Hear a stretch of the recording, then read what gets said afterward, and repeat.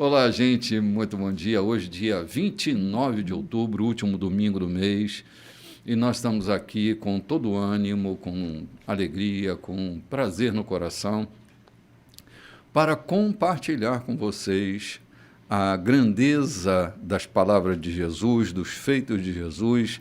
Estamos navegando aqui pelo capítulo 17 do livro de Lucas, e hoje nós vamos abordar aí o versículo 11, a partir do versículo 11 do livro de Lucas.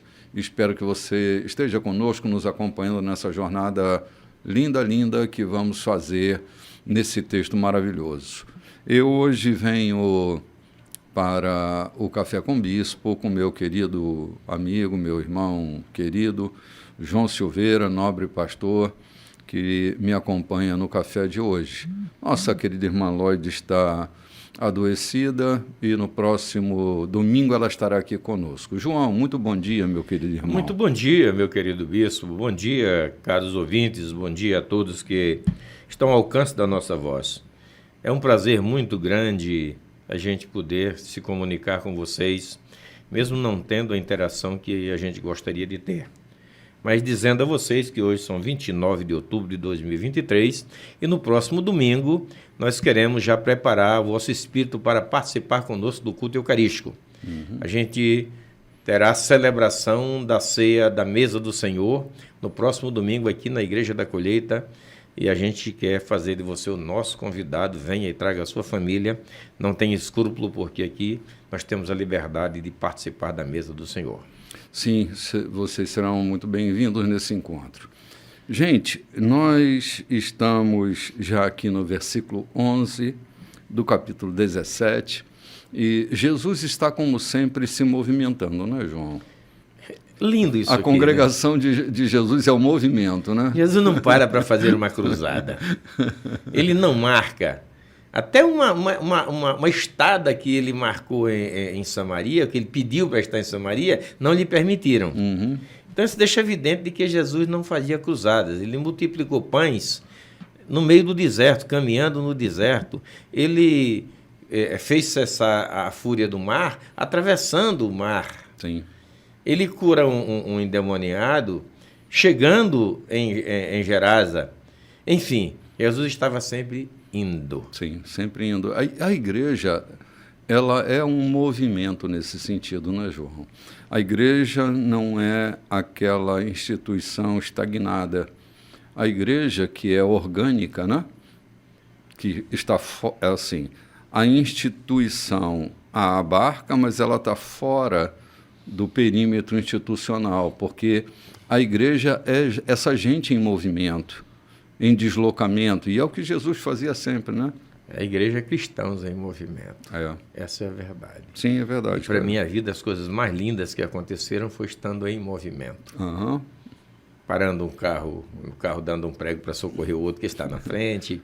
Então, nessa caminhada... Essas mensagens lindas, né? Essas coisas acontecem. E Jesus ia atravessando, né? Sim. Ele ia de caminho a Jerusalém. Então, diz assim o texto, João. Enquanto caminhava em direção a Jerusalém, Jesus atravessou a fronteira de Samaria com a Galileia. E, ao entrar na cidade, 10 homens, todos leprosos, vieram ao encontro dele. Mantendo certa distância, eles ergueram a voz e suplicaram: Mestre, tem misericórdia de nós. Olhando para eles, então Jesus disse: Vão, mostrem-se ao sacerdote. Eles obedeceram, e enquanto estavam a caminho, a lepra desapareceu. Quando percebeu que havia sido curado, um deles retornou glorificando a Deus em voz alta. Agradecido, ajoelhou-se aos pés de Jesus, pois não sabia como expressar a sua gratidão. O homem era samaritano. Jesus lhe perguntou: Não foram 10 curados? Onde estão os outros 9? Será que nenhum deles se lembrou de voltar para dar glória a Deus, a não ser esse estrangeiro. Então disse ao homem: levante-se, siga seu caminho, a sua fé o curou e o salvou. Paremos aqui para refletir. Jesus está ali, nesse caminho, na fronteira entre a cidade de Samaria e a Galileia, e aqueles que faziam parte, provavelmente, né, João? Provavelmente de uma colônia de leprosos, porque eles obedecem até a regra das colônias, né? Pararam a certa distância. Era um grupo de 10, e era uma aldeia pequena. Provavelmente eles saíram de uma colônia de segregados, sim, de isolados, que isso, assim era antigamente, né? Uhum. Sim, aqui, eles tinham que ficar isolados completamente. Aqui em São Luís tínhamos a colônia do Bonfim, que era uma ponta isolada para tratar os que estavam leprosos. Então, provavelmente eles saíram de uma colônia. Provavelmente. Então se aproximam de Jesus, reconhecendo, identificando-o como mestre. Eles fazem uma súplica, ou seja, eles se veem sem merecimento, porque súplica é isso, não é? É uma provocação de alguém que não tem merecimento a alguém que pode fazer alguma coisa por eles, não é? Isso me despertou aqui uma curiosidade, um sentimento, de que aqueles homens eram leprosos e para a sociedade eram imprestáveis. Eram inservíveis para a sociedade, era estorvo para a sociedade. Mas eles não se alijaram às informações do que estava acontecendo na época. Eles não se confinaram, talvez, na sua colônia e dizer: estamos doentes e vamos morrer aqui. Eles se informavam. Sim. É lamentável que hoje, em nossos dias, e sempre foi assim, pessoas que, ao ter uma enfermidade, sabem que ela é terminal, se confinam para morrer. Não procuram viver aquilo que ainda lhe resta viver. É assim, João. Esses homens, eles estavam tão informados que eles souberam que Jesus estava passando por ali e correram. Por que eles foram à procura de Jesus? Porque eles sabiam, eles tinham informação do que estava acontecendo. Sim. É provável que eles souberam o que aconteceu em Jerusalém com aquele cego. A fama de Jesus corria acelerada, né? Corria acelerada. E não era indiferente mesmo aqueles que estavam segregados. Eu acho lindo essa atitude desses homens. Mesmo segregados, talvez vivendo em colônia, mas eles estavam a par das informações que aconteciam. E quando ouviram que Jesus passava, não perderam a oportunidade. Foram na direção de Jesus buscar o que lhe importava mais na época, que era a sua cura. Sim. Assim, para mim, o foco dessa história é gratidão. Gratidão, só esclarecendo melhor, gratidão não é uma dívida gerada a partir de um favor concedido. Gratidão é reconhecimento desse favor, não um endividamento. Quando se tem uma graça determinada, quando a gente recebe algum favor, então eu estou falando mais especificamente sobre o favor de Deus. O favor de Deus não gera dívida para nós, mas deve gerar um senso de reconhecimento daquilo que Deus tem feito, não um endividamento. A exemplo daquilo que acontece com Deus, cada ação de favor nosso não deve gerar uma dívida, pastor querido, na vida de quem a gente favorece, não é? É uma tendência da gente, do eu, do egoísmo pessoal, do ser humano, achar que prestado um favor a alguém, ele tem obrigação quanto a gente. Mas é o que a gente está declarando aqui, não é uma obrigação. Jesus não disse: vão, apresentem-se ao sacerdote e voltem aqui para confirmar. Sim, sim, sim. Jesus liberou-os. E o que eu acho lindo isso aqui também é que aquele samaritano que estava entre os 10 não foi ao sacerdote, provavelmente, porque eles não estavam tão perto de Jerusalém. E os sacerdotes estavam lá no templo em Jerusalém para atestar a cura. Aquele homem não se incomodou de receber o seu atestado de cura. o seu coração estava tão grato que provavelmente ele não foi a Jerusalém. Ele volta do caminho. A hora que ele percebe que estava bom, estou ligando lá para ser atestado ou não. Eu quero ser grato àquele que me trouxe a cura, aquele que me colocou em convivência com a sociedade. Sim. Só lembrando de uma coisa, pastor, numa outra ocasião, tratando desse mesmo assunto, a gente falou sobre isso, mas como o assunto está rolando de novo aqui, eu só quero lembrar assim, por que é que Jesus disse, vai mostrar-te ao sacerdote? É que o sacerdote era o dermatologista treinado para identificar o nível da lepra que estava sobre o indivíduo. Quem fazia essa averiguação, quem fazia o cheque para confirmar ou não o estado de lepra era o sacerdote. No ofício sacerdotal dele, ele tinha que ter esse conhecimento, esse aspecto do dermatologista de plantão, né?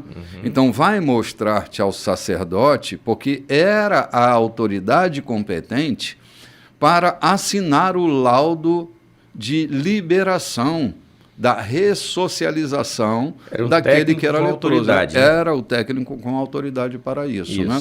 Por isso, vai mostrar-te ao sacerdote, não era uma questão de exercício religioso, era a constatação de que se estavam curados mesmo ou não. Era uma questão legal, de lei. Era uma questão legal. Mas o que eu acho lindo aqui também é que Jesus não os curou de imediato. Deu apenas uma ordem para ele, uma instrução. Vão se mostrar ao sacerdote. Caminhem sobre a palavra. Né? Caminhem sobre a palavra. Recebeu uma palavra. Eles não saíram diante de Jesus curado. Eu não sei a que distância do caminho. E não estava tão perto entre essa fronteira onde eles estavam e Jerusalém. Não era tão perto. Talvez caminhada de um dia. Especialmente para quem tinha algumas comorbidades, como o caso da lepra, né? Talvez alguma deformidade nos pés, como ela costuma fazer. E não era tão perto. E eles receberam uma ordem e a lindeza da fé, da confiança desses homens na palavra. Quem recebe uma palavra e confia que recebeu uma palavra, com certeza terá o seu pleito atendido. Sim. João, eles se movem em fé a partir de irem na direção de Jesus, de reconhecerem-no como mestre, como aquele que tinha autoridade para isso, né? Jesus, então, dá a eles uma palavra, porque assim, João, ter uma palavra de Jesus no coração da gente é muito mais do que ter recursos. Essa palavra será o próprio recurso. Eu fiquei lembrando também daqueles leprosos do caso dos assírios. Eles ali foram numa incerteza. Se nos deixarem viver, viveremos. Se não deixarem viver, a gente já está para morrer mesmo de fome. Somente morreremos. Muito diferente desses aqui, que a hora que Jesus disse para eles, vão e mostrem-se ao sacerdote. Eles imediatamente bateram caminho e subiram rumo a Jerusalém. Só que enquanto eles caminhavam, essa é a lindeza. Muitas vezes nós queremos estar preparados para fazer o ofício pastoral, profissional, sem nenhum estágio. E achamos que depois que nós estivermos pronto, começaremos o trabalho, quando o tempo já se passou há muito tempo. Jesus caminhava, passava. Jesus estava caminhando. Ali não era uma parada obrigatória para fazer nenhum ofício. Ali era uma passagem que Jesus estava fazendo. De repente, se lhe aparece uma situação e ele não perde tempo. Por que a gente tem que dizer, então vai ao culto, olha, eu quero saber sobre o Evangelho, eu quero conhecer a Cristo. Vai na igreja, tal dia. É culto, domingo é culto à noite, é culto de pregação, depois da mensagem você manifesta a sua decisão. Por que tudo isso? Por que toda essa formalidade? Se você pode dizer a ele, meu irmão, você quer conhecer a Cristo, eu estou pronto aqui para te ensinar, ou para te instruir, o que você quer saber, para orar contigo, para confirmar a tua decisão de ser servo de Cristo. Jesus estava ali passando. A situação se apresentou imediatamente, ele toma atitude, cura. Ou então dá uma palavra. Essa é a história. Deu uma palavra e eles ficaram curados segundo a palavra. Sim. João, eu estava acompanhando recentemente a entrega de gêneros alimentícios e de higiene para algumas famílias aqui no redor da igreja, né? Algumas irmãs se deslocaram, se dispuseram em fazer essa entrega.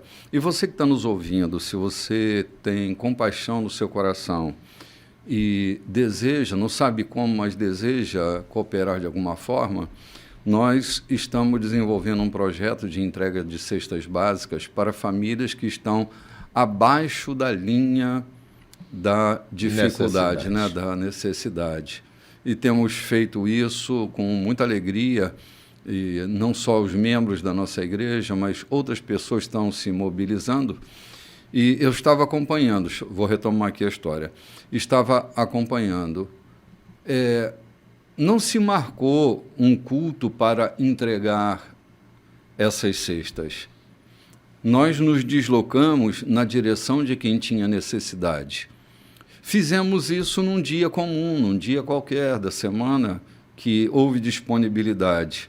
Então, por que tudo que acontece não acontece como nos ensina Jesus, no caminho, enquanto estamos indo? Eu já contei aqui, talvez há alguns anos atrás, que o meu pai era um homem iletrado, mas um cristão muito convicto da sua fé e da sua necessidade de comunicar Cristo a outras pessoas. Um dia ele foi convidado, ele era um excelente construtor de piroga, de canoa de um pau só. Uhum. Então ele foi convidado para fazer uma peça dessas para um amigo. Uhum. Ele caminhou o dia todo a pé, nessa época não tinha transporte. Hospedou-se na casa de um cidadão e era o dono, inclusive, da madeira que tinha que fazer. Não era o dono da peça, o dono da madeira que vendeu para o outro lá. Ele passou 18 dias na casa desse cidadão, que era o tempo que levava para fazer uma peça dessa. Nesses 18 dias, todas a noite, ou então todo dia, enquanto ele trabalhava, cortava de machado e outras ferramentas, o cidadão estava ali por perto, o acompanhando e o ouvindo. E ele sai dali, deixando uma congregação plantada. Olha que coisa, hein, João? Uhum. Enquanto estava indo, fazendo o trabalho dele. Uhum. Não marcou um culto para festejar ou para fazer a sua despedida. Apenas deixou a mensagem com o seu exemplo e com a sua palavra. E eu tive a felicidade de voltar depois lá para inaugurar um templo. Olha que naquela coisa. Congregação. Lá no Carro Quebrado, nos confins do Maranhão. É que a noção de culto, João, precisava ser melhor pensada, né? Uhum. Se a vida da gente não for um culto, se a nossa caminhada não for um culto, então aquilo que se faz na formalidade de uma reunião cultica, parece que... Como uma liturgia toda, parece que não há conexão com o espírito do Evangelho.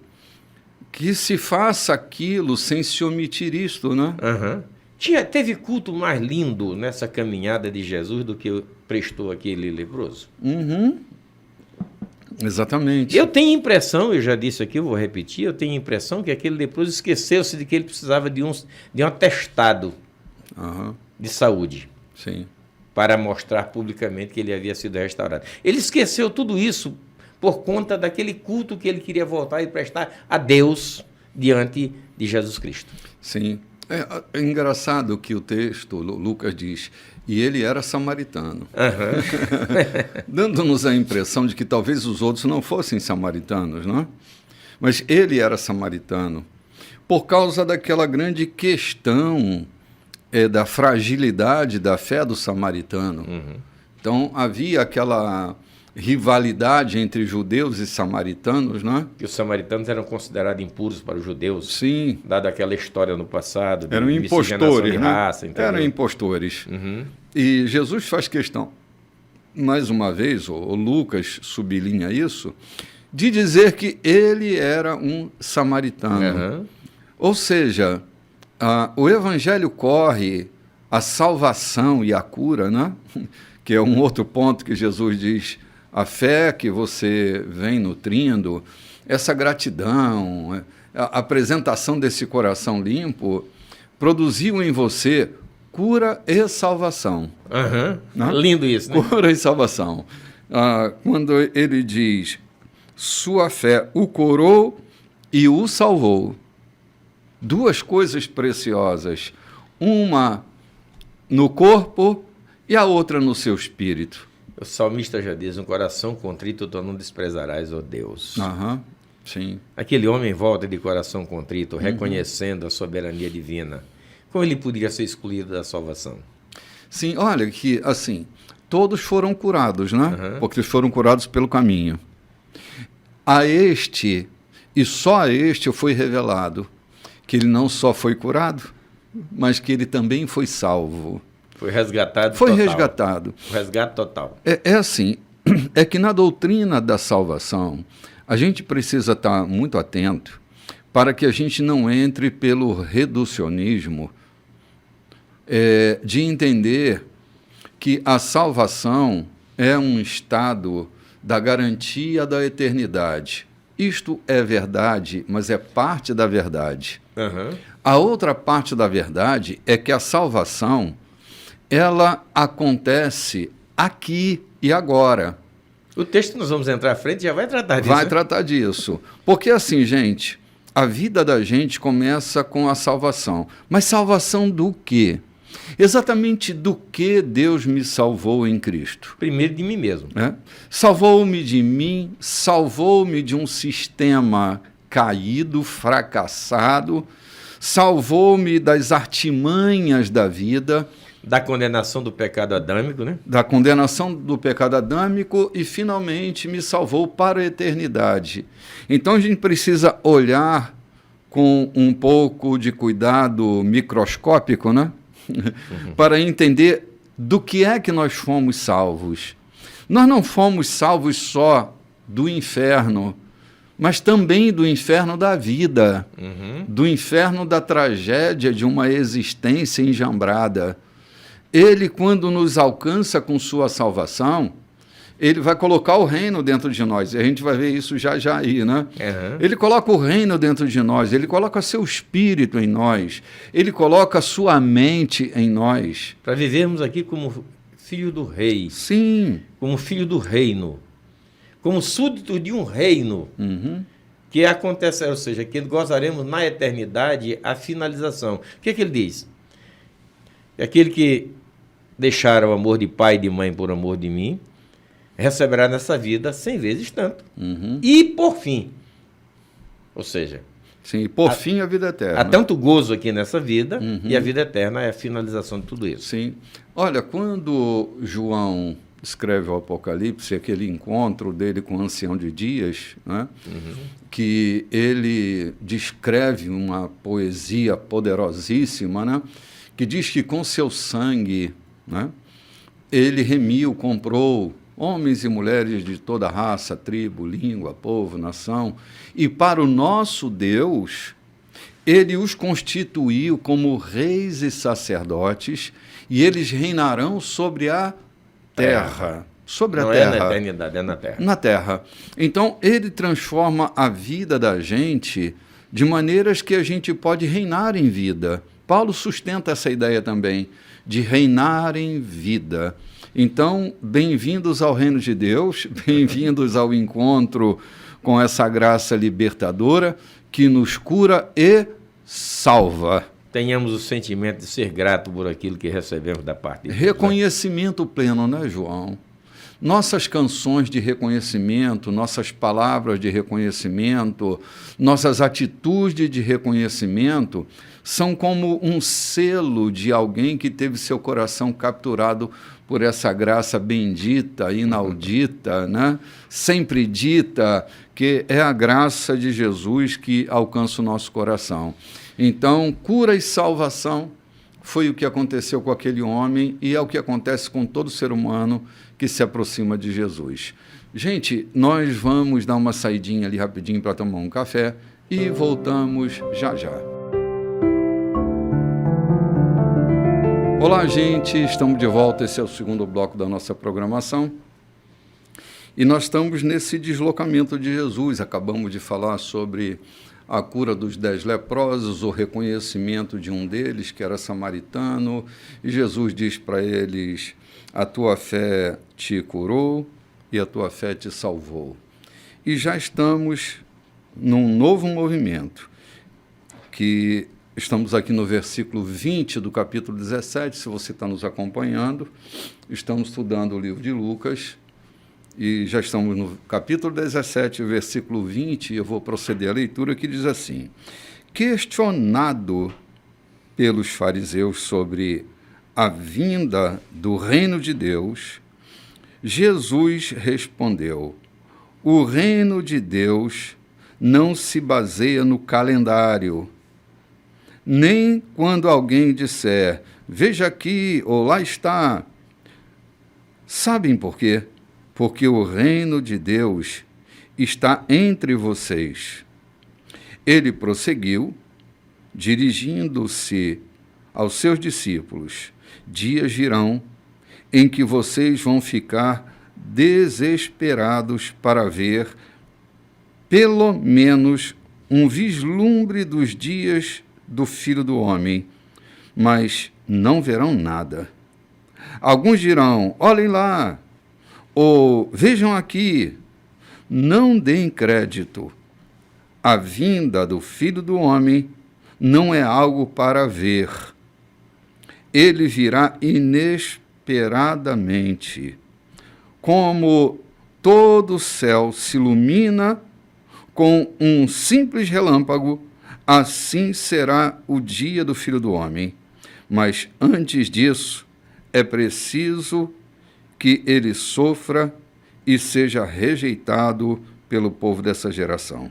Deixa eu parar aqui e a gente continua, porque senão vai ficar muito longo o nosso texto para comentário.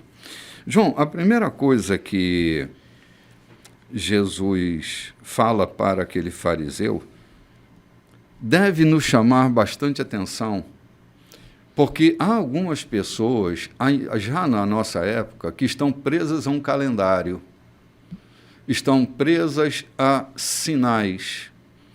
E Jesus está advertindo que o reino de Deus estava entre eles. Depois, mais tarde um pouco, Jesus vai dizer para os seus discípulos: o reino está dentro de vocês.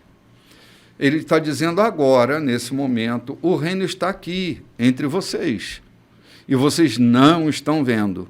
Se querem falar sobre a vinda do Filho do Homem, saibam que ele virá. Mas não prestem atenção no calendário, nem nas notícias. Nós estamos vivendo hoje conflitos no mundo todo praticamente. Crise no mundo inteiro. Estamos vendo nações contra nações. Mas eu antes de começar o programa, eu estava conversando com o Diogo e dizendo, cara, desde muito sempre há guerras, há rumores de guerras, e as pessoas ficam atordoadas, procurando sinais. Outro dia eu estava vendo um videozinho lançado no Instagram, das pessoas apavoradas porque havia uma nuvem que tinha o formato de um homem.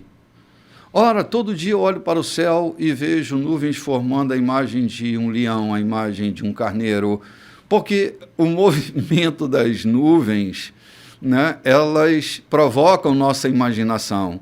E a gente vai ver aquilo que a gente quiser no movimento das nuvens. E que a imaginação determinar. Então, assim, prestem atenção numa coisa. Os profetas do caos estão sempre à busca do calendário e à busca dos sinais. Guerra, rumor de guerra, agora Jesus vem. Sim, ele vem agora, a qualquer momento. E eu espero Jesus como se ele tivesse que vir hoje. Essa é a minha condição de aguardo. Todavia, posso entender que isso pode demorar mais 1000 anos, mais 2000 anos, eu não sei quando é. A minha questão é, aguardar como se fosse, mas não ficar divulgando minhas impressões sobre o tempo que a gente está vivendo. Minhas percepções políticas não determinam a vinda de Jesus. A coisa está aí o tempo inteiro. Na Guerra dos 6 Dias, se você se lembra, cara, a proclamação da vinda de Jesus era tão intensa naquele momento da Guerra dos 6 Dias, não? Uhum. É porque o que a gente tem de escatologia é que o Messias aparecerá para os judeus quando Israel estiver cercado de todas as nações, não é isso? Uhum. Então, na Guerra dos 6 Dias, estavam ali as nações em volta, todos cercando Israel. Uhum. Não havia momento mais propício para os profetas do caos do que aquele, para proclamar a vinda de Jesus. Sim. Eu tenho dito, tem placa amarrada em poste aí para todo lado, Jesus vem em breve, Jesus está voltando, Jesus em breve, Jesus está voltando, sem nenhum sentido. Sim. É apenas para provocar torpor nas pessoas. Não é que a gente esteja querendo falar de alguém, mas o que Jesus está dizendo aqui é que essa não deve ser a nossa preocupação maior. A preocupação deve ser estar com azeite na lamparina, deve estar atento, não para os sinais, mas estar atento para a sua palavra, para o que ele disse. Vivendo o reino, né? Vivendo o reino. Então o reino está aí entre vocês. Mas esse reino que está entre vocês, já foi proclamado por João Batista lá no começo, né? O reino de Deus é chegado. Sim. A vinda de Jesus à Terra foi trazer o reino para habitar entre os homens. Porque esse reino que habitava lá no Éden, ele foi tirado de entre os homens. Ficou o domínio de Deus sobre os homens. Mas o reino, habitar Deus entre os homens, pontualmente ele visitou Noé, ele visitou Abraão e outros homens, o Enoque e tantos outros. Mas o reino estabelecido entre os homens foi com a vinda de Jesus, com a proclamação de João Batista quando disse: o reino dos céus é chegado. E quando ele separa os 10 discípulos, ele diz assim: e anunciai que o reino dos céus é chegado. Curar enfermos, limpar leprosos, ressuscitar mortos, e anunciai que o reino dos céus é chegado. Então esse reino é o que nós vivemos. É a dependência de Deus em nossa vida, é a obediência, não por medo, mas por gratidão, por valorização da própria vida dada por esse Deus. Sim. Esse é o reino que nós vivemos aqui na Terra. Eu costumo dizer que se o Brasil fosse um país monárquico, o seu reino estaria aqui em São Luís. Todavia, a sede estaria em Brasília, não é isso? O trono estaria lá. O reino dos céus é isso, o seu trono está nos céus, mas os seus pés estão na terra, o seu reino está na terra. E nós somos frutos desse reino. Isto para a vida em comum, porque a conversa dele com os discípulos depois foi dizendo, como você acabou de falar, ele voltará. E quando ele voltar, ele não vai voltar baseado em sinais. Ele vai voltar tão rapidamente como o relâmpago se mostra do Oriente ao Ocidente. Assim será a sua vinda. Não é para pegar ninguém de surpresa. Jesus não tem esse interesse em pegar ninguém dormindo, ninguém de surpresa, porque isso me foi fomentado na cabeça por muito tempo na minha vida, que Jesus, ele virá como um ladrão de noite.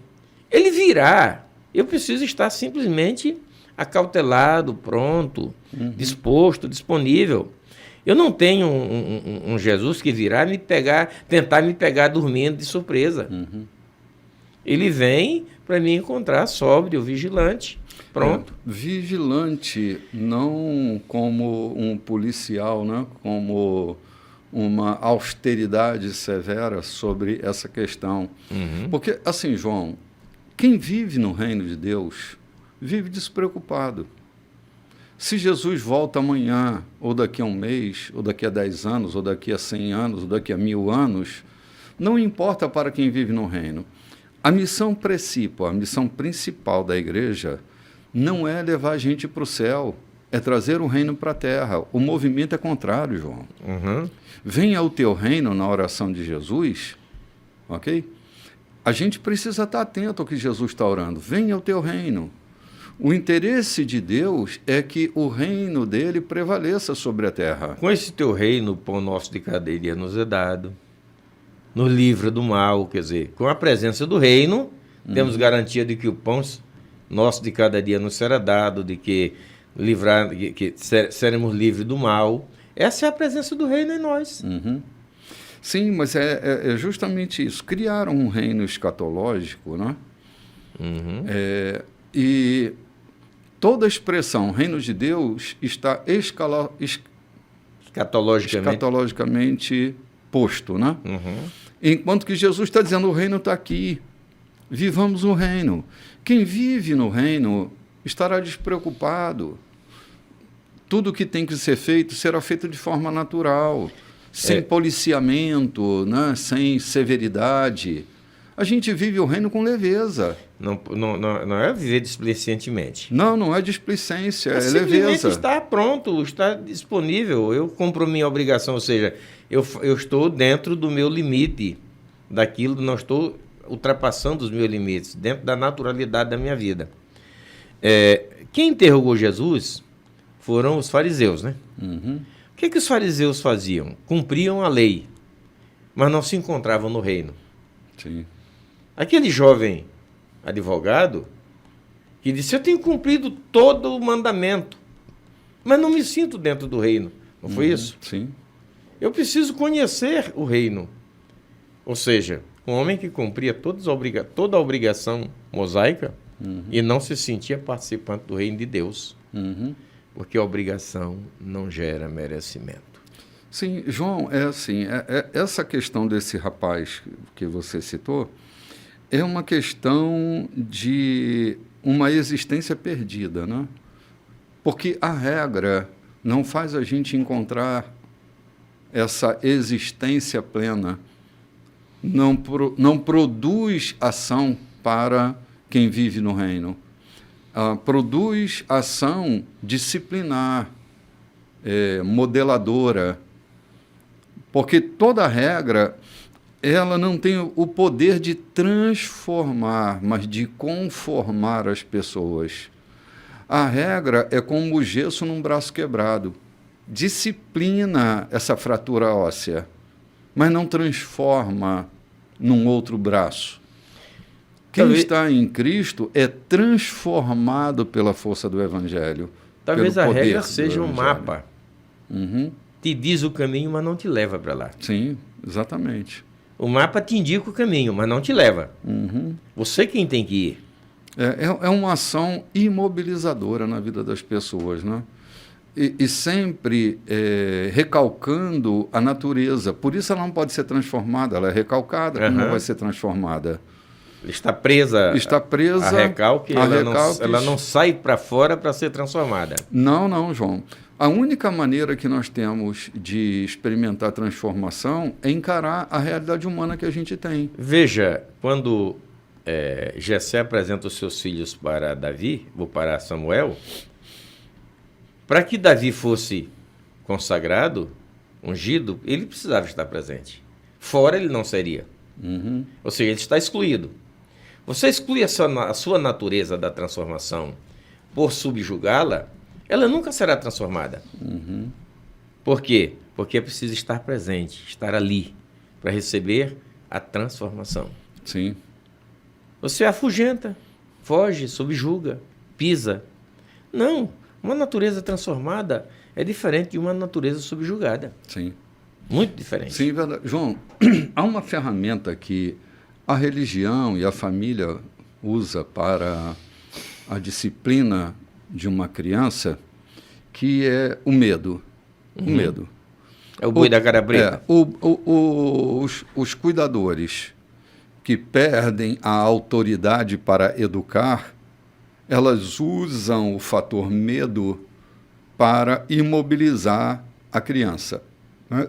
Tal qual a religião, que é uma vendedora de medo. A religião é vendedora de medo. É uma moeda muito valiosa, porque com medo as pessoas se tornam servis. Então, assim, não há um processo de educação. Educar as pessoas no reino, colocando regras e medo sobre elas, elas não educam, elas castram as pessoas. E a castração não é uma ferramenta de educação para essa natureza que se propõe a viver em liberdade. Me disseram quando eu entrei para a igreja que eu seria livre em Cristo. E eu acreditei. Depois me deram um monte de grade que me aprisionava dentro dessa gaiola, né? Então eu me senti um pássaro preso no alçapão. Sabe que você engana, bota alpiste ali e tal, quando o pássaro entra dentro do limite do alçapão, se ele puxa dispara. A varinha, ele dispara e eu fico preso. O Evangelho não é um ambiente de aprisionamento, mas é um ambiente de liberdade. Infelizmente, João, as pessoas, quando se acostumam a viver dentro de alçapões, elas têm medo da liberdade. Estão acostumadas a viver em suas gaiolas. Ali, elas passam anos. Então, a liberdade é um fator de medo. Quantas pessoas nós conhecemos, nós somos traquejados no nosso relacionamento com pessoas da religião. Quantas dessas pessoas têm medo da liberdade porque elas não sabem o que é que elas vão fazer agora que elas são livres? Não conseguem estar fora do caderno, do catecismo, da regra. Olha que estão sozinhas, não sabem o que fazer. Eu lembro de um célebre pastor que me disse que estava nos Estados Unidos quando alguém do hotel chega no seu quarto e querendo uma aventura. Ele disse, não, eu sou um homem casado, eu vivo bem. Você está tão distante da sua casa. Não, mas eu não preciso fazer isso. Estando perto ou longe. Eu não preciso fazer isso. Eu não faço, não é porque a minha esposa está perto. Eu não faço porque eu sou livre para não fazer. Exatamente. Então, quando você pega pessoas que aprisionam e solta, ele volta para a sua gaiola porque ele se sente protegido na sua gaiola. E ele não sabe o que fazer. Lembra que os institutos de preservação pegam os animais que são apanhados na floresta e os treinam para caçar? Ninguém dá carne morta para um felino que foi pego numa emboscada ou que foi acidentado. Ele foi tratado, mas ele não recebe carne morta, ele recebe animais vivos para ele caçar, para ele continuar vivendo a sua liberdade na natureza. Não que nós sejamos captados por Cristo e depois soltos para viver como nós bem entendemos. Não. Mas aqueles que foram capturados por Cristo, pelo seu amor, pela sua graça, como que nós tratamos daquele homem que foi curado da lepra? Ele esqueceu até os direitos que tinha de receber um certificado de saúde. Todavia, ele voltou, porque o seu coração estava preso à gratidão, ao reconhecimento do Mestre. Sim. É porque há um fenômeno, João, quando nós nos aproximamos de Cristo, há um fenômeno dito por Jeremias, que é, eu vou inscrever na tábua do coração de vocês a minha lei. Então, não é uma questão de leis que estabelecem grades, é a lei da liberdade. Porque a lei está dentro do nosso coração. Há uma marca, há nas tábuas do nosso coração, e não uma obrigação de fazer. Não é uma tabuleta lá na porta do escritório ou na porta da igreja que te diz o que você tem que fazer ao entrar ali. É o que está escrito no teu coração, na verdade. É por isso que temos dito que o Evangelho não é um compêndio literário. O Evangelho, ele entrou em nós. Então, a gente não vive por uma literatura, mas pelo espírito dessa literatura. É ali que a experiência cristã se transforma numa experiência de vida, a transformação da vida. Como você citou no caso do pastor lá. Ele é livre para não fazer. Não tem uma regra, é a regra do coração dele.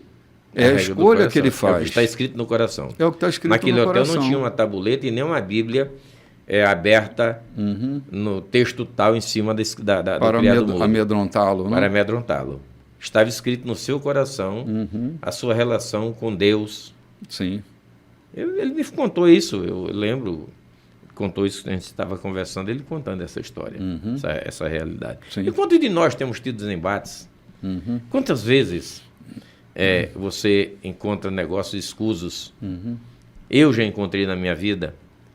O que está escrito lá dentro da minha consciência, do meu coração, é essa. Portas adentro, terei coração sincero.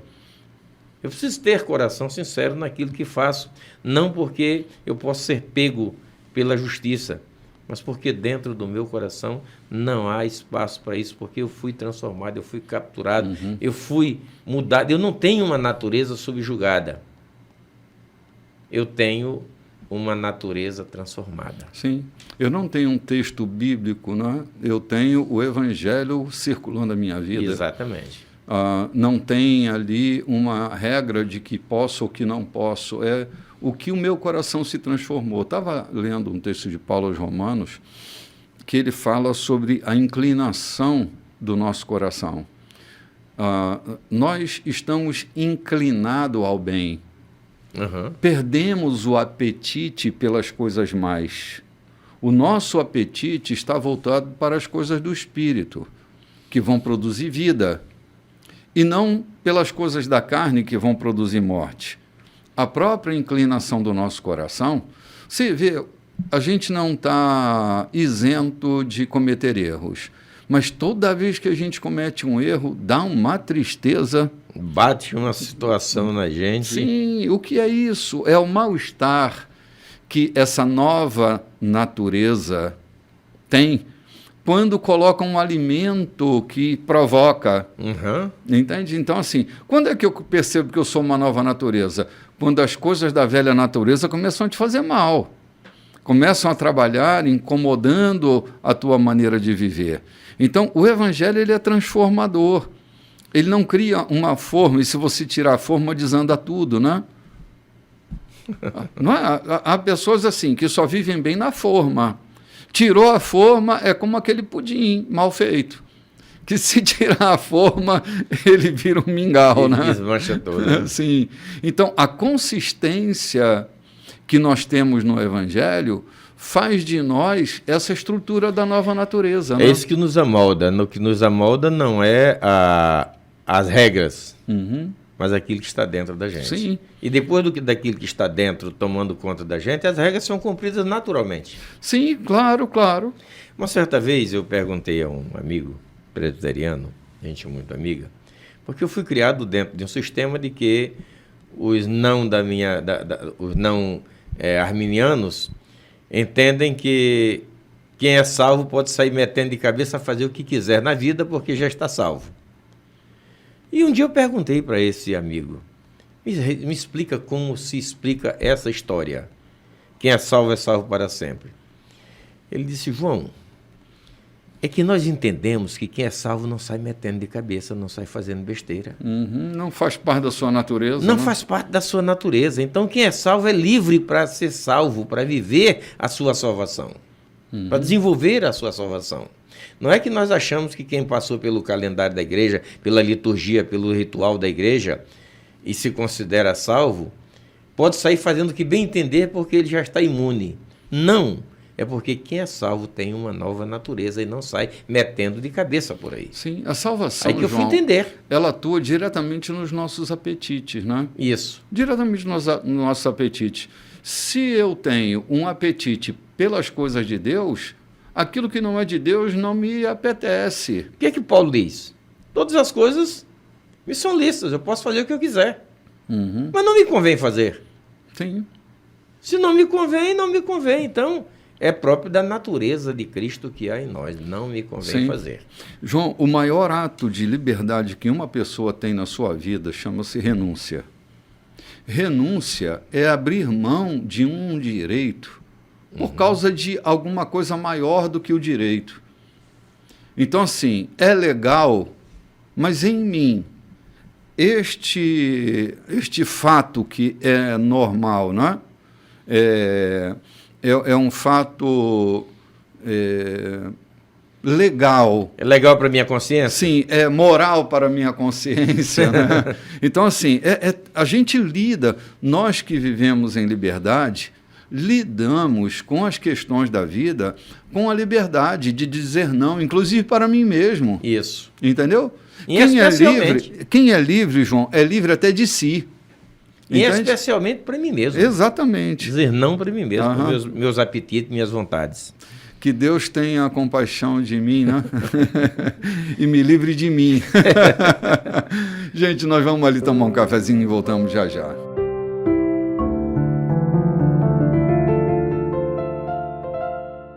Olá, gente, estamos de volta. Esse é o programa Café com Bispo. Já estamos no nosso terceiro bloco. Hoje, dia 29 de outubro. Chegamos ao final do mês de outubro. Novembro está bem aí. E novembro, João, é um mês que nós comemoramos 18 anos da nossa estada como igreja aqui em São Luís, né? Que bom. Eu cheguei no dia 2 de agosto, não, dia 4 de agosto de 2005. Uhum. E em novembro nós já tínhamos discípulos que nós ganhamos pelas ruas e estamos comemorando aí 18 anos da nossa presença aqui na cidade, marcando a nossa estada aqui com um culto nesse meio de mês de novembro, né? Então, preparem-se para esse evento, vai ser um evento bem legal, onde estaremos comemorando 18 anos da nossa estada aqui em São Luís. Igreja Colheita na capital. Isso, exatamente. Gente, nós damos continuidade à fala de Jesus, falando sobre sua vinda, né? E aqui, bem no versículo 26, que foi o versículo que nós paramos, diz assim: a vinda do Filho do Homem será como na época de Noé. Cada um cuidava da própria vida e vivia se divertindo, até o dia em que Noé entrou na arca. Eles não perceberam nada, até que o dilúvio destruiu todos. Aconteceu a mesma coisa no tempo de Ló. O povo era egoísta e só queria se divertir até o dia em que Ló saiu de Sodoma e a tempestade de fogo queimou tudo. Quando o Filho do Homem se revelar, também será assim, surpresa total. Naquele dia, se você estiver trabalhando no quintal, não corram para a casa a fim de pegar, seja lá o que for. Se estiverem no campo, não voltem para pegar o casaco. Lembrem-se do que aconteceu com a mulher de Ló. Se vocês se agarrarem demais à vida, irão perdê-la, mas se a perderem, vocês irão ganhá-la de acordo com Deus. Naquele dia, 2 homens estarão no mesmo barco pescando.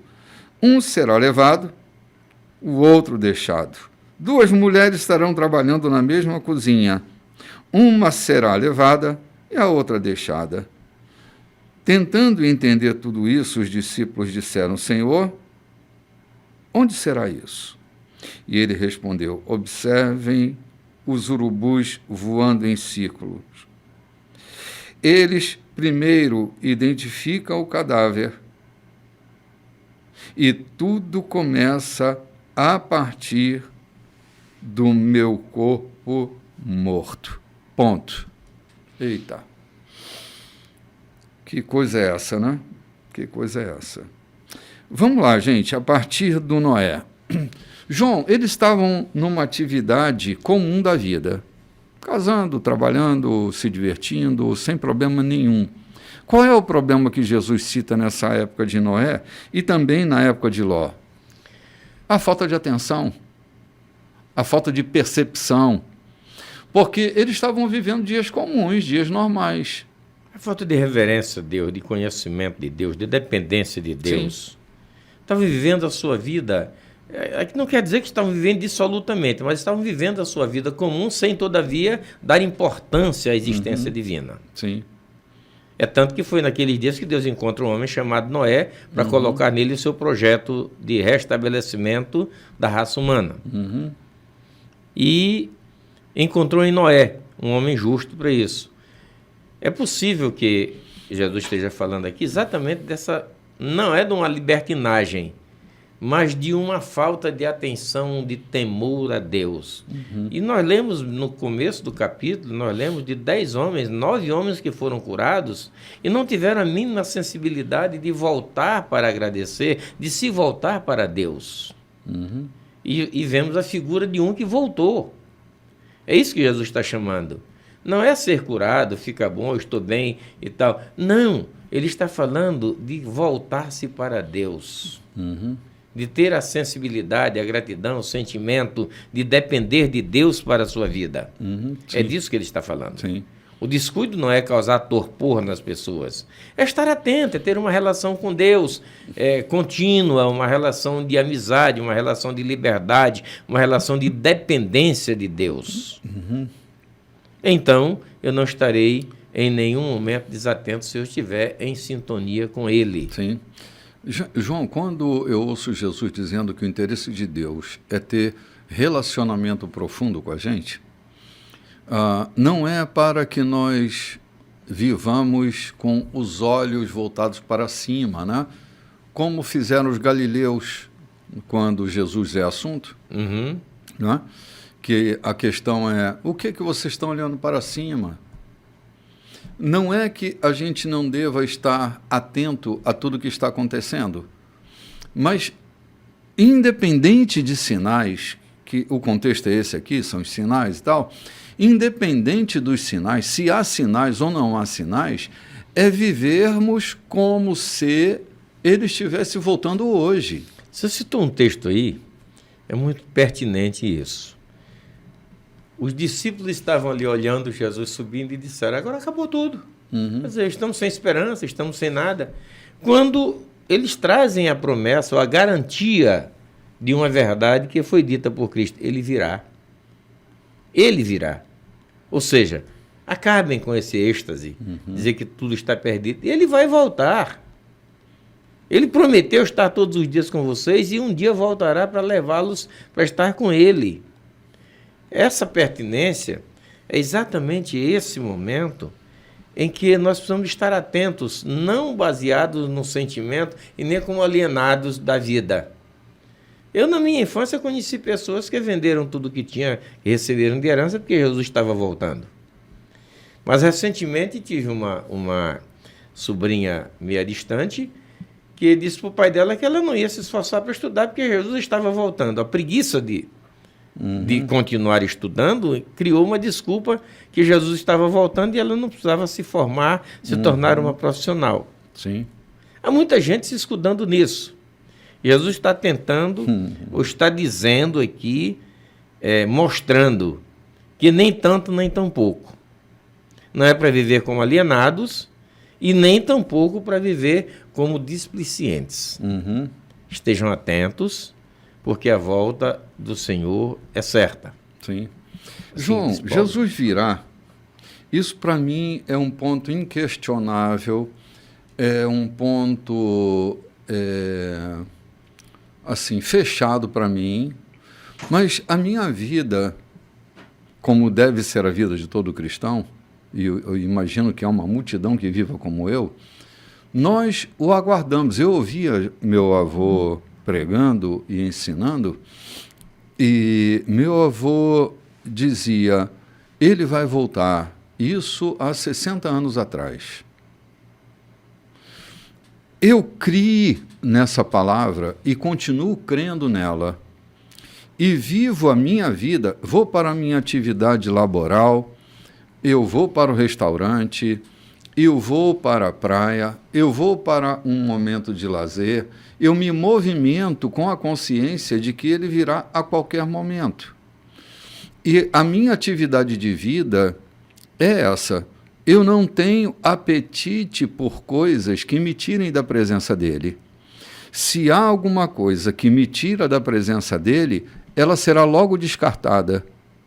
Eu não tenho nem amizades que me afastam dele. Porque se há uma amizade que me afasta dele, me afasta da comunhão com ele, da vida com ele, essa amizade não deve ser mantida, porque ela é o risco de me tirar dele. e eu não quero sair dele. Pelo contrário, eu sou como um fermento. Se eu tenho uma amizade distante de Jesus, eu faço com que esse... Se lembra daquele telhado que se abre e dois amigos colocam o seu amigo numa maca, ok? Eu sou desses amigos que colocam meus amigos diante de Jesus. Esse movimento não me faz estar preocupado com a vinda dele. Se será como um relâmpago, se será como um ladrão, assim, eu continuo aqui na boa. Se pescando, se não pescando, se fazendo comida, não fazendo comida, ele virá e eu estou certo que eu estarei com ele. Não? Nós já passamos aqui pelo texto, ele estava caminhando da Galiléia rumo a Jerusalém.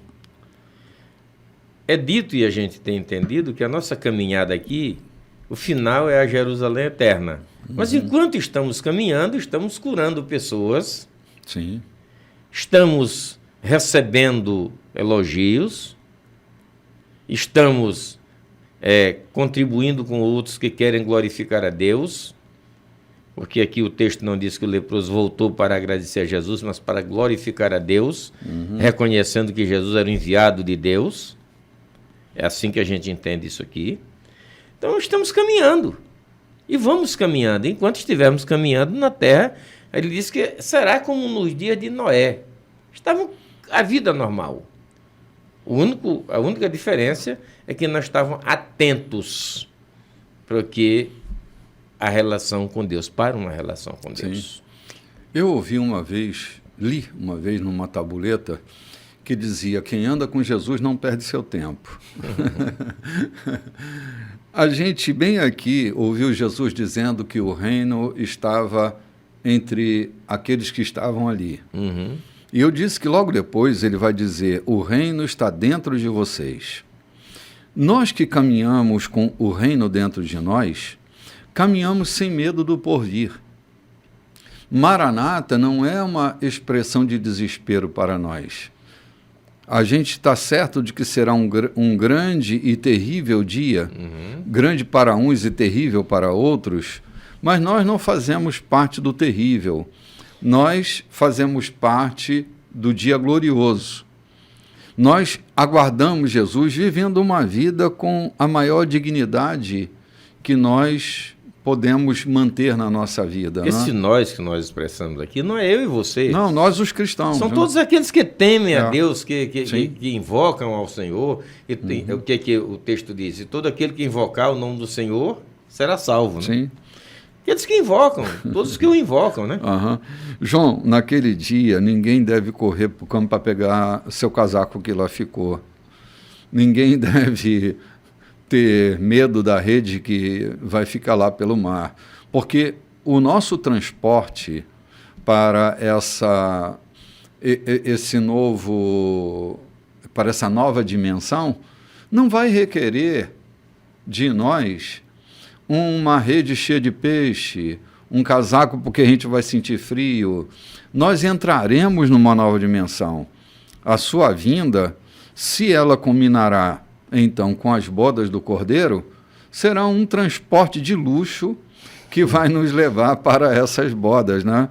E lá nós estaremos. Então, assim, vá fazer seus negócios. Agora, faça seus negócios lícitos, com dignidade, que todo mundo ganhe, levando a mentalidade do reino, que é a mentalidade ganha-ganha, todo mundo ganha, ninguém tem que perder ao negociar comigo, meu novo coração não pode ter aquela sensação, me dei bem, né? Comprei um bem que valia 100 por 20, assim, tem que haver preço justo. Eu estava lendo, só um instantinho, João. Eu estava lendo uma história muito interessante de um homem que ele estava contando a história, era um homem do agronegócio, muito bem sucedido, e ele dizia que quando eles eram jovens, eles fizeram um negócio excelente. Tinha um vizinho deles que estava passando por uma necessidade grande. E eles compraram umas cabeças de gado por um preço ínfimo, porque aquele homem precisava daquele dinheiro de qualquer jeito. Chegaram em casa, descarregaram o gado e o pai deles perguntou: vocês fizeram essa compra? Fizemos, papai. Foi um negócio excelente. Aquilo que valia 100, nós pagamos 20. E ele disse: como assim? Não, é porque ele estava apertado, havia uma necessidade extrema e nós pagamos 20 nessa carrada. O pai dele disse: não, senhor, vamos voltar lá e pagar o preço justo. Não, papai, você falou que a gente tinha que fazer bons negócios. Sim, mas bons negócios não implica na perda de outra pessoa. Vamos pagar o preço justo. E ele botou os rapazes no carro, foram à casa do fazendeiro que estava em apuros para reparar o preço justo. E o homem não queria aceitar porque já tinha feito um negócio, mas ele disse: não, isso não é justo. E nós estamos aqui para reparar o preço justo. Se valia 100 e você não tinha como guardar esse gado e precisou vender, então alguém tinha que ter 100 para pagar. Então está aqui os 80 da diferença. E ele disse: eu aprendi com meu pai que num negócio em que um ganha e o outro perde, não é um bom negócio. Bom negócio é quando todo mundo ganha. Cara, eu ouvi essa história e guardei ela na minha memória, porque ela é um marco da dignidade de um homem cujo reino está dentro dele. Aqueles que são possuídos pelo reino, aqueles que têm o reino dentro de si, o reino de Deus é justiça, paz e alegria no Espírito Santo. Se eu digo que esse reino que habita em mim, que é justiça, paz e alegria no Espírito Santo, me faz cometer injustiça, e isso é uma injustiça, é a apropriação de um valor na vida de alguém que está pendurado, está entregando como que gratuitamente aquilo que tem, não há justiça nisso. Então o reino não está comandando. Nós somos criaturas, nós os cristãos, cujo reino estabelece os limites da negociação. E o reino de Deus é justiça. É justiça, João. Justiça e paz. Sim. Então, a justiça precisa ser feita. Eu tenho aprendido na minha vida que se o negócio que eu faço não é bom para quem está fazendo comigo, não me interessa fazê-lo. Uhum. Se o negócio que estamos resolvendo não é bom para quem está fazendo, eu não faço aquele negócio, porque também não será bom para mim. Sim. Por outro lado, nós aprendemos a viver na época da inflação em pichinchar, né? Uhum. Fazer pichincha. Isso virou cultura. Às vezes eu estou com a minha esposa: não, faça por tanto. Para aí. Eu vou perguntar: não te dá prejuízo? Se isso aqui vale 50, aliás, você me pede 50, eu não vou te oferecer 30. Eu vou fazer com que você me venda dentro do seu limite de ganho. Se você tem um limite de ganho de R$10 e isso te acomoda, ótimo, então faça por 40. Uhum. Te custou 30, você me vende por 40, você me deu R$10 de ganho e levou R$10 de ganho. Uhum. Há pouco dia eu fui comprar um gelo para botar no peixe lá no interior. Eu tinha levado, eu sempre levo para o dono da geleira, e ele quer me dar o gelo. Não, quero não. Isso aqui eu trouxe para te dar. Quanto custa essa caixa de gelo? Custa R$30. Beleza. Ela é 40, eu vou lhe vender por 30 porque eu ganho 10 nela. Ótimo, beleza. Você quer fazer um bom negócio comigo? Tá, beleza. Então, ótimo. Agora, não me venda pelo preço de custo, porque você tem outras coisas para cobrir. Uhum. Eu tenho esse cuidado. Não vai te dar prejuízo. Veja quanto dá para você fazer, contanto que não te dê prejuízo. Sim, o cara quer entrar na comissão do vendedor, né, João?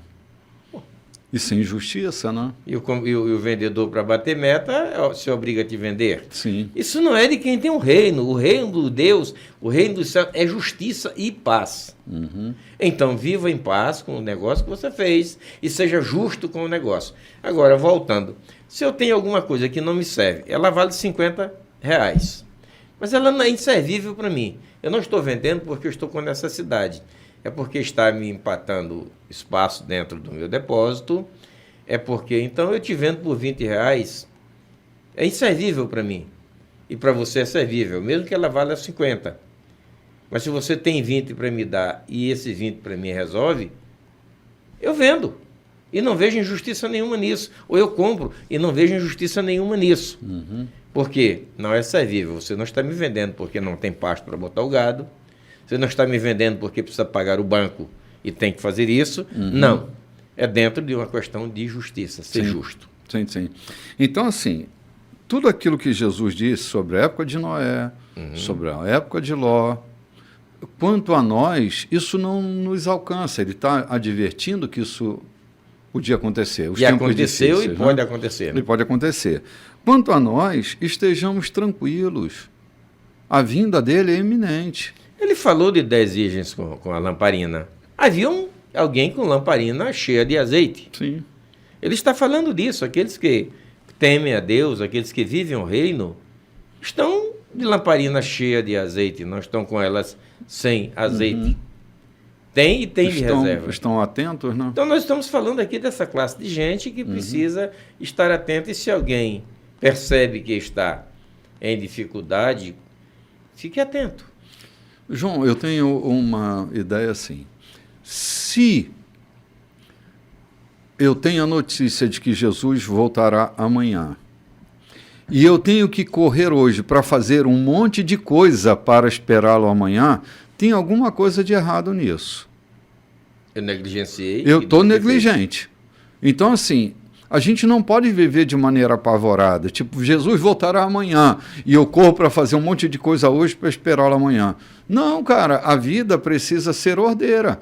A ponto de que se eu souber que ele volta amanhã, está tudo certo. Esse senso de missão... Moisés Cavaleiro dizia que um senso de missão deve guiar a vida de um discípulo de Jesus. Ou seja, eu fiz hoje tudo que eu devia fazer. Não estou devendo nada para o dia de amanhã. Não postergo o dia de amanhã. No próximo domingo nós teremos o culto eucarístico na nossa igreja. Sim. Eu já vivi esse pavor da semana eucarística, ter que ficar pisando em ovos, para não chutar o cachorro, para não discutir com ninguém, para não ofender o vizinho, porque a semana da ceia está se aproximando e naquele dia eu preciso estar puro. Com minha consciência. Eu não quero falar de outras coisas que eu conheço por aí, estou falando de mim. Sim. Eu vivi isso. Sim. Gente, eu tenho que viver com liberdade. Eu tenho que saber que é o culto de ceia, mas se eu chegar na igreja do amigo hoje e for culto de ceia, e for concedida a liberdade de fazer isso, que tem igrejas que não concedem, eu vou estar ceando com ele sem precisar esperar o outro. O dia que chegar da minha igreja, eu estarei ceando também. Sim. Sem culpa nenhuma. Sim. Porque eu tenho que viver sem sentimento de culpa na minha alma. João, eu acho que é chover no molhado, mas eu diria que liberdade é a condição em que você assume a vida a ponto de dizer não para você mesmo. Enquanto eu não consigo dizer não para mim mesmo, eu não sou livre. Se eu só digo sim para mim, eu sou escravo de mim mesmo. Sou preso em mim mesmo. Sim, porque há coisas que eu preciso abrir mão, e se eu não consigo abrir mão, eu estou refém disso, entende? O versículo 33 diz aqui: quem quiser preservar a sua vida, quem achar sua vida tão preciosa e viver eternamente cuidando dela, perdê-la. Sim. O versículo 33 diz isso. E quem a perder, ou seja, quem a deixar acontecer por ele, achá-la. Entendeu? Sim, é porque há uma parte de mim que precisa ser matado mesmo, né? Precisa ser morto. E a cruz é a ferramenta de matança desse eu adoecido. Porque, assim, o nosso eu saudável estará no nosso encontro desse eu em Cristo, no próprio Cristo, né? Então, assim, perder uma vida que me distancia dele é ganhar a minha vida nele. E há pessoas que não suportam perder qualquer coisa na vida.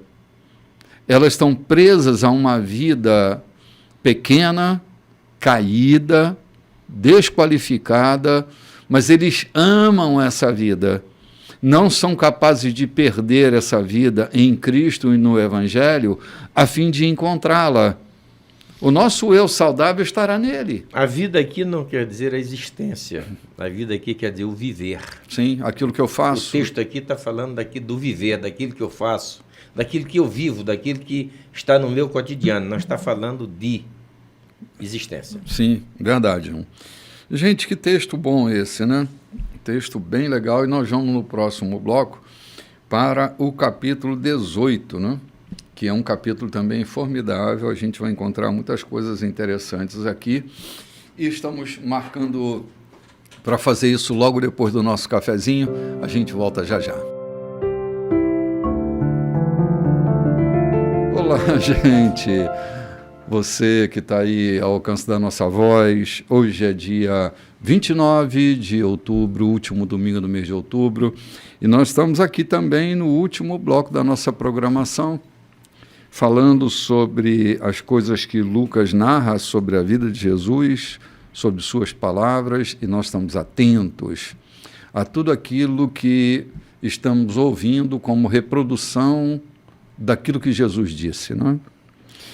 E já chegamos no capítulo 18, pastor João. Uhum. E a história vai mudar um pouco. Jesus se concentrou falando sobre o reino de Deus, a vinda do Filho do Homem, e agora o assunto vai mudar no capítulo 18, que diz bem assim, capítulo 18, versículo 1 em diante. Jesus contou uma história. Jesus era um contador de história, né, João? Estava sempre contando histórias, para mostrar que é necessário orar sempre, sem desistir. E a história é essa: havia um juiz em determinada cidade que não se importava com Deus nem com as pessoas, mas uma viúva estava sempre atrás dele pedindo: meus direitos estão sendo violados, faça alguma coisa. Ele nunca dava atenção à mulher, mas, como ela não desistia, ele disse a si mesmo: não me importo com Deus e nem com as pessoas, mas essa viúva não vai me dar sossego. Melhor eu tomar providência para que ela receba a justiça. Do contrário, eu vou acabar maluco com essa insistência. Então o Senhor disse: vocês ouviram que aquele juiz, o que ele disse, apesar de ser tão mau, por que pensar então que Deus não fará justiça ao seu tempo, ou ao seu povo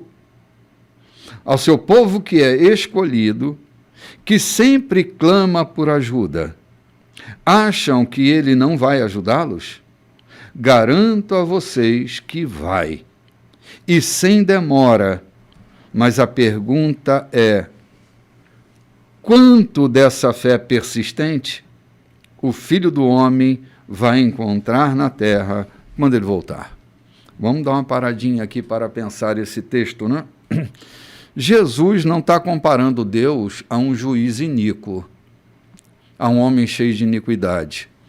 Ele está dizendo: se este homem que é duro, que não se importa com Deus, não se importa com as pessoas, diante da pressão insistente daquela mulher viúva na busca do seu direito, ele diz: vou ficar maluco com a insistência dessa mulher, e ele decide então tomar providência e julgar a causa dela.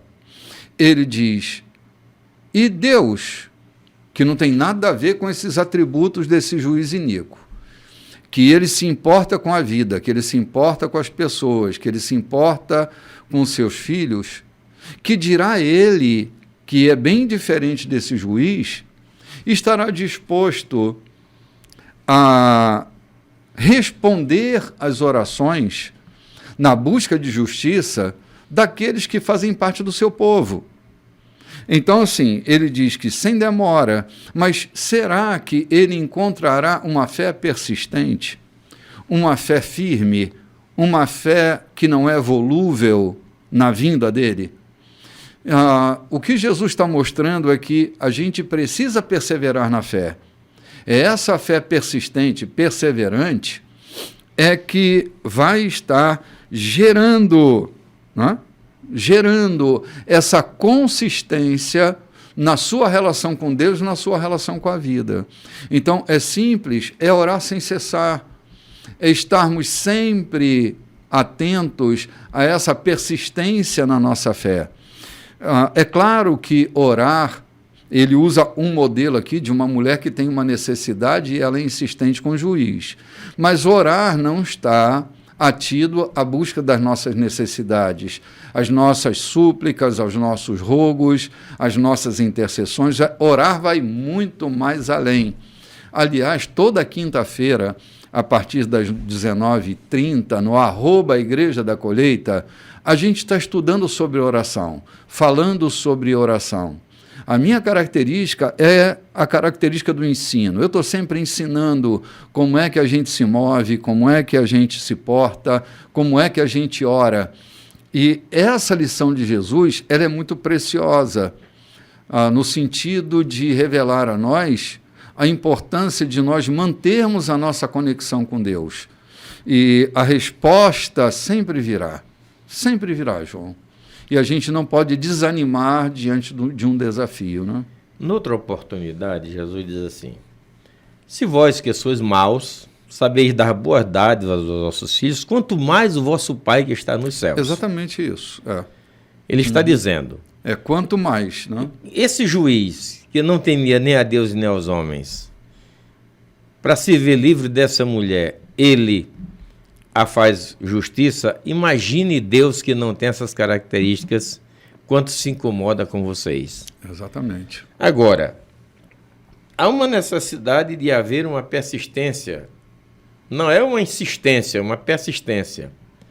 A insistência é aquela importunação. A persistência é a certeza daquilo que eu estou pedindo, o que eu espero, o que eu desejo, o que é necessário para acontecer na minha caminhada. Sim. Eu preciso estar persistente, firme, determinado, quando ele diz: achará Jesus fé na terra, o Filho do Homem, achará fé na terra. Ele não está dizendo que não vai haver. Ele está dizendo aqui que deve haver, que nós precisamos estar persistentes, determinados naquilo que queremos de Deus. Como justiça, não? Como justiça, como atendimento da sua parte. Não é aquilo que nós queremos para o nosso bem, não é aquilo que nós queremos. Não, eu quero aquele Maserati porque eu tenho que usar ele, eu tenho que usar aquele BMW, então eu vou persistir com Deus até que ele me dê. Não é isso, não é o A desejo. causa dessa mulher era uma causa justa, Uma causa justa, não era uma causa egoística. É tanto que Tiago diz lá na frente: pedis e não recebeis, porque pedir mal, né? porque pedis mal, pedis para esbanjardes nos vossos deleites. Ou seja, o que você quer não é uma causa justa, o que você quer é esnobar, é esbanjar, é aparecer, é posar de gostoso, de rico e etc. E aí Tiago diz: você não recebe. Porque Deus é justo e Ele não vai te colocar numa saia justa, te dando aquilo que tu queres, que depois você não pode manter. Depois você não pode não pode pagar IPVA, você não pode manter os custos de oficina. Eu quero ter um avião. Você tem um hangar? Você tem um filho piloto? Você tem recurso para manter os custos de voo do seu deslocamento? Você querer apenas porque você vai querer, porque o seu desejo, então vou pedir, Deus vai me dar? Não. Tiago lá adiante disserta isso, dizendo: você não vai receber, não. Porque Deus não é injusto, Ele é justo. Sim. E Ele não é um justo punidor. Até um hino que diz: Deus é amor, mas é justiça também. A justiça de Deus não implica em punição. Ele é justiça, mas não é justiceiro. Não é punidor. Ele é justo porque faz as coisas com justiça. Então não te dará aquilo que você não pode usar, que você não tem como usar, que você não tem onde guardar, que você não tem, é apenas para... Então, ele está dizendo aqui: ele dará, mas causa justa. Uhum. Coisas justas, não coisas supérfluas, Sim. nem volúveis, né? Sim. João, eu não sei quanto está custando uma SW4 nova, zero. Sei também não. Lá por perto de uns 500 mil reais, né? 400 e pouco. Né? Agora, tu imagina, eu desejo uma SW4, mas eu quero? Eu não quero. Eu não posso pagar o IPVA quase desse 20 carro, mil, né? quase 20 mil reais o IPVA desse carro. Sim, se eu não tenho reserva, como é que eu vou pagar esse IPVA? E todo ano esse valor. Quase Então, esse assim, valor. não será essa fala de Tiago, né? Vocês pedem mal, que a gente deseja coisas que não pode ter. Uhum. Essa viúva não está nesse caminho. Ela está no caminho de um pleito justo, de uma causa que lhe cabia, e é nesse pleito justo que Jesus está apoiando o seu discurso sobre orar sem cessar. Agora, para que é que eu quero alguma coisa que eu não consigo sustentar? Você citou o caso do hangar, do combustível, do piloto. Para que eu quero um avião se eu não consigo mantê-lo? Para que eu quero uma moto aquática se eu não tenho um rancho para guardar? Para que eu quero uma lancha se eu não tenho como guardar essa lancha? Nem um carro para rebocar na lá marina, até o Rio. Não tem, exatamente. Então, assim, há coisas inconsistentes que partem de uma mentalidade infantil. Agora, o que eu quero contrapor é assim, quem tem o reino dentro de si tem também sensatez, tem também equilíbrio, tem também moderação. Não é um bicho doido que está pleiteando uma causa que não tem justiça nela, não tem cabimento. Essa foi a minha resposta dada ao meu filho, quando ele disse: pai, como se explica esse texto? Agrada-te do Senhor e ele satisfará o que deseja o teu coração. Sim. Então, se ele satisfará o que deseja o meu coração, e o meu coração pede para matar fulano, ele vai satisfazer? Ele disse: não, porque quem se agrada do Senhor não tem desejo dessa natureza. Não tem, exatamente. Quem tem um reino dentro de si, tem sensatez. Não tem desejo de prejudicar ninguém, nem de ter aquilo que é do outro. Sim. Nem de ter aquilo que é do outro. Sim, sim, sim. Porque muitas vezes o teu desejo é ter aquilo que é do outro, porque é tão lindo na mão dele, mas pode não ser lindo na minha. Entendeu? Olha, eu quero uma mansão, mas eu não cuido nem direito do meu barraco. Como é que eu vou querer uma mansão, né, João? Eu quero um terno de visão se eu não tenho espaço para botar os meus da companhia do terno. Então, assim, é importante a gente entender isso, João, porque há muita gente que se apega a um texto como esse para dar tiro para todos os lados, para implicar-se em questão que não cabe. Importunar a Deus com aquilo que não é. É exatamente isso, é importunar a Deus com causas que não são justas. No começo do texto nós lemos aqui, quando os 10 leprosos disseram para Jesus: podes curar? Ele não curou imediato. Há coisas que você pede, mas o caminho vai te dando aquilo que você deseja, aquilo que você precisa. Sim. Há coisas que você deseja e quer imediato, mas o caminho vai te dando aquilo que você precisa. Senhor, tu que você quer, nós estamos aqui para ser curado. Vão se apresentar ao sacerdote. Eles saíram da frente dele leprosos, não foi? Sim. A proporção que iam caminhando, foram percebendo que a lepra ia desaparecendo. Então, nem sempre você recebe de imediato aquilo que você precisa ou que você quer. Ela vai acontecendo na caminhada. Sim. João, há tantas mercadorias hoje no varejo da vida que a gente se vê como uma criança na loja de doces, né? Querendo todos os doces que vê pela frente. Mesmo não dando conta de comê-los. Mesmo não dando conta de comê-los, ou se come vai dar um baita desarranjo, né, com o excesso daquilo que vai se consumir. E a gente precisa ter uma relação madura com a vida, com a gente e com Deus. Maturidade. Fé persistente é fé de gente madura, que não está para desistir das coisas que são justas. Citava ainda há pouco uma fala paulina que diz que o reino de Deus é justiça, paz e alegria no Espírito Santo. Uhum. Aqui está o reino, justiça, paz e alegria no Espírito Santo. O que passa disso não está no reino, está no mundo de um ser humano infantil que busca a satisfação infantil do seu desejo, não atentando que o desejo do ser humano é um desejo metonímico, não é um desejo de coisas, não é um desejo, como eu diria, um desejo objetal. A gente tem desejo de desejo. Quanto mais desejo tem. A gente não deseja objeto, a gente deseja desejo e fica nessa condição metonímica. E daí a gente vem falando, dizer não para si mesmo, negar-se a si mesmo. É a primeira condição daqueles que têm o reino dentro de si. Uhum. É deixar que o reino flua e não os seus próprios desejos, as suas vontades. Uhum. Não quer dizer que nós, como seres humanos, não tenhamos esse lapso de sentimento.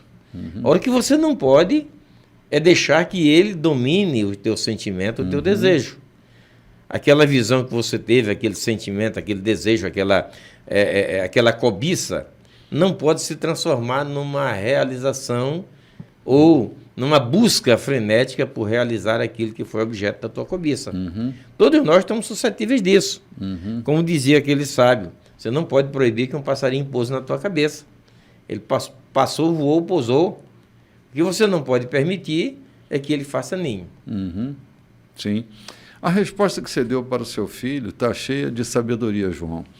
Um homem que agrada-se de Deus,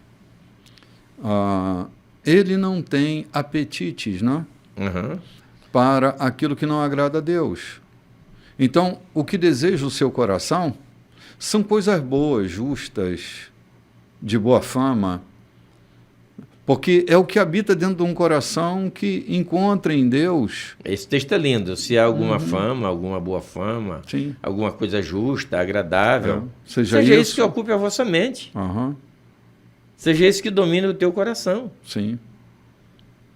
Então, aqueles que têm a relação com Deus têm consonância com o seu querer, com o desejo de Deus. Sim. Tem consonância com o desejo de Deus. Sim, é verdade, João. É verdade. Então, assim, essa instrução sobre oração deve tomar conta da nossa consciência para nós entendermos que é um Deus que responde sempre. As nossas causas de justiça, Ele está sempre pronto para responder. Está sempre pronto para atender o nosso pedido, porque Ele não é um juiz mau, Ele não é um juiz cheio de iniquidade, Ele se importa com a nossa vida, sim. Agora, estamos, como diz Tiago, às vezes orando mal, né? Pedindo mal. E nossa oração, às vezes, se mantém só em pedir, né? Só em pedir. E a oração tem tanto valor, tem tantas outras questões, né? Eu acho que a oração de pedido é a menos importante, porque a proporção que você vai caminhando, os teus pedidos vão sendo realizados sem que você os peça. Uhum. Você vai glorificando a Deus, você vai falando de coisas lindas, você vai atendendo necessidade de outros e as suas são atendidas sem que você perceba. Eu lembro que eu conheci um dirigente de congregação e ele morava no fundo da igreja. E aquilo atormentava muito, a barulho e tudo. Um dia eu procurei ele e disse: Fulano, você tem coragem de morar? Ele disse: eu não tenho onde morar. Me levou na propriedade que ele tinha uma casa que não dava para criar 2 cachorros dentro. Amigo, eu vou pleitear construir a tua casa. Falei com o pastor presidente dele, falei com o pastor imediato, depois falei com o presidente da igreja e pleiteei, consegui com que eles alocassem recursos para fazer a casa dele. Enquanto eu estava fazendo isso, eu também não negligenciei, eu não fiz apenas isso. Coloquei o meu pessoal para trabalhar, fiz mutirões na igreja, a minha esposa fazia comida para isso acontecer, enfim, pedi um arcabouço, um croquis para a casa dele, me trouxeram. Eu disse: não, eu quero uma coisa mais digna. E fizemos a casa dele. Enquanto fizemos a casa dele, depois eu tive que passar uns 3 meses afastado do local, no interior, e um dia eu encontro ele 6 horas da tarde caminhando na avenida, e ele me abraçou e disse: eu queria que você fosse na minha casa para você ver como está feliz a minha esposa, que voltou a sorrir. A minha casa está pronta. Eu estou radiante, a minha esposa está sorrindo. Eu chamei ele a adiantar mais 2 passos na avenida, mostrei na direção da praça: você está olhando aquela casa ali? Ele baixou a cabeça e começou a chorar. Você vai me dizer o quê? Que você adquiriu a casa mais importante, a mais bonita casa do bairro? É sua? Ele disse: acabei de pagar hoje. Ele me abraçou e disse: como Deus é fiel, você cuidava da minha, de me alocar, de me arranjar um lugar para me morar, e Deus lhe dá a melhor casa que existe no bairro. Então é assim. Aconteceu comigo, eu estou falando do que aconteceu. E muita gente é testemunha disso. É assim que acontece. Enquanto você está buscando o bem do outro, Deus está providenciando aquilo que tu necessitas sem que tu peças. Eu nunca havia pedido aquela casa para Deus. O cidadão pôs ela à venda, não conseguiu quem comprasse, colocou no bingo, não deu certo o bingo, e a casa estava lá, e eu encontrei com ele e disse: eu compro a tua casa. Negociei com ele e paguei com maior facilidade. Não comprei por barganha, comprei porque havia recursos na minha mão. Era a melhor casa do bairro onde morávamos. E o que ele disse foi: enquanto você estava providenciando arranjar um lugar para me morar, Deus está providenciando o que é de melhor no bairro para você. Sim. João, isso me faz lembrar um episódio que acontece com Jó. Diz que Deus mudou a sorte de Jó enquanto ele orava pelos seus amigos. Lá no 42:10. Isso me emociona. Enquanto você se incomoda com o outro, Deus está providenciando que tu nem simplesmente precisa, mas Ele te dá além do que pedimos, né? Ele dá além do que pedimos. Sim. Isso quando o seu coração se inclina para a necessidade do outro também. Verdade, João. Colocar o outro, porque assim, há na experiência cristã o desafio de cuidar do outro, de olhar para o outro, de não olhar só para si, mas de olhar com altruísmo o outro. Porque tem um conceito de ama ao teu próximo como a ti mesmo, que precisa ser repensado. Talvez a gente não tenha tempo hoje de explanar sobre isso, mas tem uma percepção narcísica ao amar o outro como a ti mesmo, ou seja, eu me amo no outro. Mas há uma outra percepção do texto, que é a mais usada entre nós, que é cuidar do outro, de ter uma relação altruísta com o outro, de colocar o coração no outro sem que o outro possa me remeter qualquer outro tipo de vantagem, né? Enfim, ter uma preocupação com a necessidade do outro. Essa minha preocupação era com a necessidade dele, não era com o luxo, não era com a vaidade, era com a necessidade. Então, gente, nós estamos chegando aqui ao final do programa de hoje, paramos no capítulo 18, versículo 8. Semana que vem nós vamos recobrar o capítulo 18, versículo 9, para darmos continuidade, né? Segmento àquilo que nós estamos fazendo, que é comentar a fala de Jesus, comentar o texto bíblico, e que Deus seja conosco. Domingo que vem é o primeiro domingo do mês. E como o pastor João tem lembrado, é o domingo eucarístico, é o domingo da celebração do corpo e do sangue do nosso Senhor, e você é convidado para estar conosco nesse domingo. Você que está nos ouvindo e não tem um lugar onde você possa se juntar com os da fé para comer e beber, por algum motivo você não tem feito isso, mas deseja fazê-lo, nós estamos abrindo essa mesa que não é nossa, é a mesa do Senhor, não é a mesa da igreja, é a mesa de Cristo, para que você seja incluído nessa mesa, unido ao sangue e unido ao corpo. Será um momento gracioso, cheio de graça, como tem sido todos os primeiros domingos que nós celebramos a mesa. E não será diferente nesse próximo domingo, e nós queremos aguardar você. Lembrando que nós temos uma prática aqui na igreja que é de contribuir com os menos favorecidos. Se você pode se unir a nós nessa tarefa, traga alguma coisa que a gente possa repartir com aqueles que têm necessidade. Seja uma cesta básica, produtos de higiene, sabão, coisa do gênero, né? Para que a gente possa compartilhar com famílias que nós já temos localizado e temos sido generosos com essas famílias, sem qualquer retribuição. Nós estamos indo lá, vendo a dor, o sufoco, a dificuldade extrema de algumas famílias. Temos feito uma entrega responsável por gente que precisa de verdade. Que a nossa única intenção é ajudá-los de alguma forma a amainar o sofrimento que eles estão passando. E se você puder, traga uma cesta básica, alguma coisa do gênero, para que a gente possa contribuir com essa comunidade que está sofrendo tanto por aqui.